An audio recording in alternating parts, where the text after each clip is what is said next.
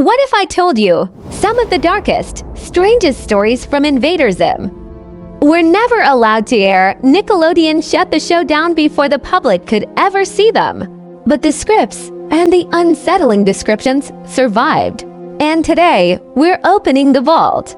When Invader Zim first aired in 2001, it didn't look like a kid's cartoon. It looked like something that escaped from the late-night Adult Swim lineup.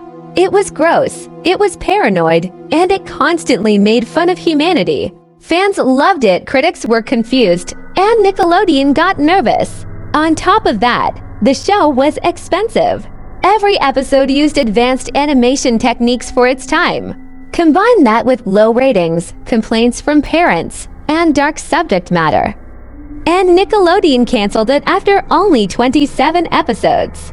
But at least 6 more episodes were already written, and they revealed just how far Zim's story could have gone.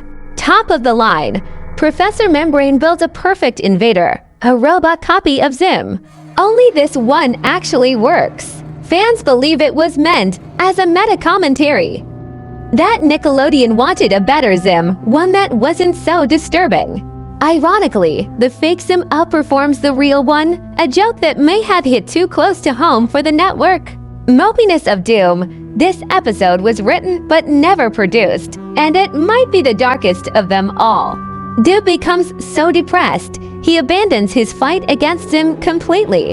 In a kid's cartoon, the hero literally gives up. Some believe Nickelodeon refused to animate it because it portrayed childhood depression too directly, and that was seen as inappropriate. But others argue that's what made it brilliant. Nubs of Doom, a girl-focused story where he loses his limbs, and Zim frantically tries to repair him.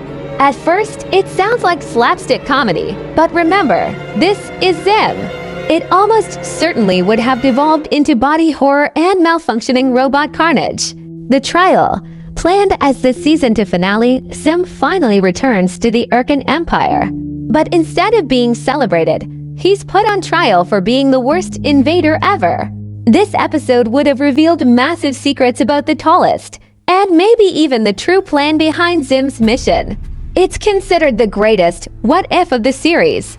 Other scrapped concepts, pants. A bizarre story about mind-controlling pants taking over. Bow Down, Jib actually defeats Zim. For a moment, these scripts were in early drafts, but never made it to full production. Even though Nickelodeon canceled them, fans refused to let these episodes die. Storyboards, unfinished animation, and leaked scripts have been pieced together online. Some fans have even created full animatics of the trial and Mopiness of Doom. Theories swirl around what Nickelodeon was afraid of.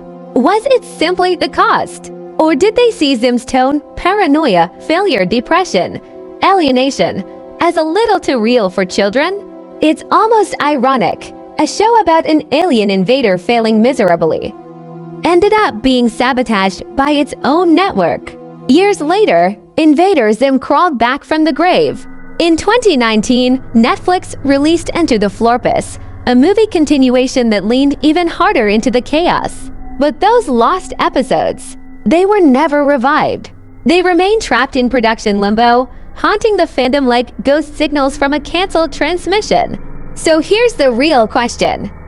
Which of these lost stories would you want to see completed? The trial, Mopiness of Doom, or maybe the robot Zim that worked a little too well? Drop your thoughts in the comments. Because maybe, just maybe, Nickelodeon buried Invader Zim too soon.